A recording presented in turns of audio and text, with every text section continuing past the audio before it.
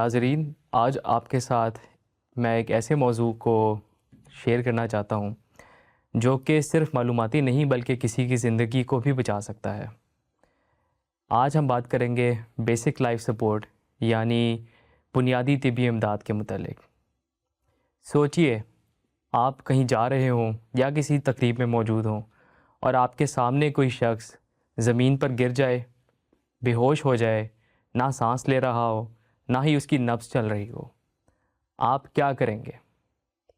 अमूमन ऐसे औकात में लोग घबराहट का शिकार हो जाते हैं या एम्बुलेंस के आने का इंतज़ार करने लग जाते हैं या फिर उस शख्स को फ़ौरन किसी गाड़ी या मोटरसाइकिल पर लाद के अस्पताल लेके जाने की कोशिश करते हैं।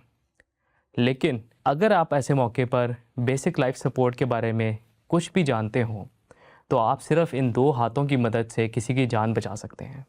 आइए कदम ब कदम इसको समझने की कोशिश करते हैं।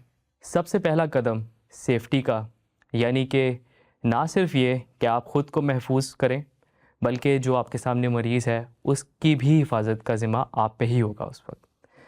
मिसाल के तौर पे अगर ऐसा शख्स आपको बीच रोड पे गिरा हुआ मिलता है तो उसको फ़ौरन उठा के किसी भी साइड पर ले जाएं, ताकि आने जाने वाली ट्रैफिक ना तो वो मुतासिर हो और ना ही आपको उससे कोई ख़तरा हो।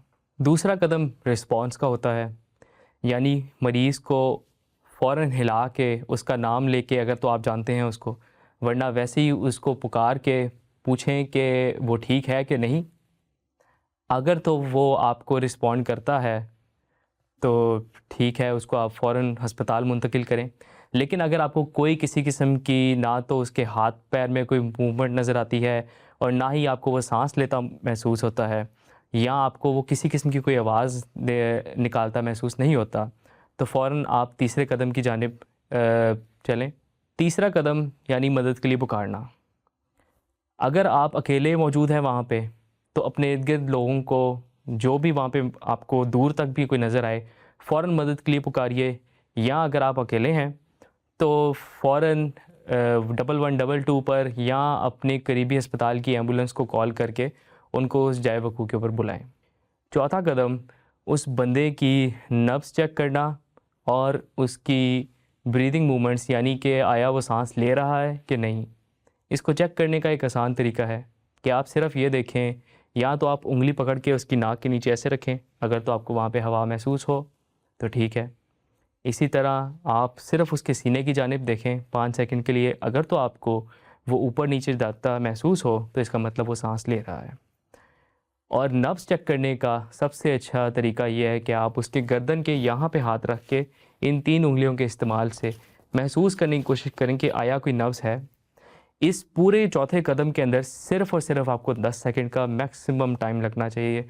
इससे ज़्यादा इसमें कोई वक़्त ज़ाया करने की आपको ज़रूरत नहीं है। अगर ऐसे मरीज़ में आपको ना तो नब्ज़ मिले, ना ही आपको उसके अंदर किसी किस्म की ब्रीदिंग मूवमेंट, यानी कि वो साँस लेता आपको ना मिल रहा हो, तो इसको हम कार्डियक अरेस्ट यानी दिल का बंद हो जाना तस्वुर करेंगे। और इसके बाद आप जो भी इक़दाम उठाएँगे वो सिर्फ़ और सिर्फ़ इस बंदे की मदद ही कर सकते हैं, क्योंकि प्रैक्टिकली उसकी डेथ हो चुकी हुई है। अब जो असल आपका स्टेप है वो है सीपीआर का देना, यानी उसके मरीज़ के सीने को दबाना। उसका एक तरीका होता है जो कि सबसे पहले आप उसमें ये करें कि उस मरीज़ को किसी ऐसी सतह के ऊपर लिटाएँ जो कि पूरी तरह से हमवार हो और नीचे से सख्त हो, जैसा कि ज़मीन होती है। उस पे मरीज़ को लिटाने के बाद सबसे पहले उसका मुँह खोल के देखें कि आया उसकी ज़ुबान तो नहीं पीछे गिर रही। अगर तो उसकी ज़ुबान पीछे गिर रही है तो बहुत ही आराम से उसका ये थोड़ी पकड़ के उसको हल्का सा ऐसे ऊपर घुमा दें, और कोशिश करें कि अगर उसके मुंह में किसी किस्म की भी कोई खाने की चीज़ या ऐसी कोई चीज़ थी जो कि उसकी सांस की नाली को ब्लॉक कर रही है, तो अपनी उंगली की मदद से उसको निकाल दें। अगला स्टेप ये है कि आप अपने जो डोमिनेंट हैंड है, यानी जो हाथ आप सबसे ज़्यादा इस्तेमाल करते हैं, उसकी एड़ी को उस मरीज़ के सीने के बीच की जो हड्डी है उस पे रखें, और इसी तरह जो आपका दूसरा हाथ है इसकी उंगलियों को इस डोमिनेंट हैंड के अंदर ऐसे घुसाएं। उसके बाद अपनी कोहनियों को और अपने पूरे बाजू को सीधा रख लें।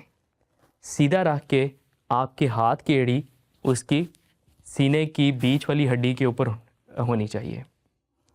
इसके बाद पूरे अपने ज़ोर से, यानी सिर्फ जो आपके वज़न है उसके ज़ोर से, अपने कंधों से ज़ोर लगाने की आपको ज़रूरत नहीं, अपने वज़न के ज़ोर से उस बंदे के सीने के ऊपर फ़ोर्स लगाना शुरू करें, उसको दबाना शुरू करें। ये अमल अमूमन आपको 1 मिनट में 100 से 120 मरतबा करना चाहिए। और जो मरीज़ का सीना है वो कम से कम 2 इंच यानी आपकी आधी उंगली के बराबर उसको अंदर दबना चाहिए। इसमें आपने जो चीज़ ज़रूरी है और जिसका आपने ख़ास ख्याल रखना है वो ये है कि सिर्फ़ उसके सीने को दबाते नहीं रहना, बल्कि उसको पूरा ऊपर तक आने भी देना है वापस, जिसको हम प्रॉपर रिकॉइल कहते हैं। ये आपने तब तक करते रहना है जब तक कि आपके पास किसी किस्म की कोई इमदादी टीम ना आ जाए या कोई ट्रेंड प्रोफेशनल या कोई डॉक्टर आपके साथ मौजूद ना हो। तब तक आप इस अमल को दोहराते रहें।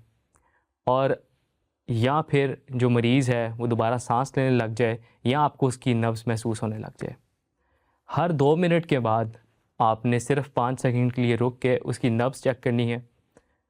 अगर तो नब्ज़ चल पड़े तो फिर आपने ये CPR के अमल को रोक देना है।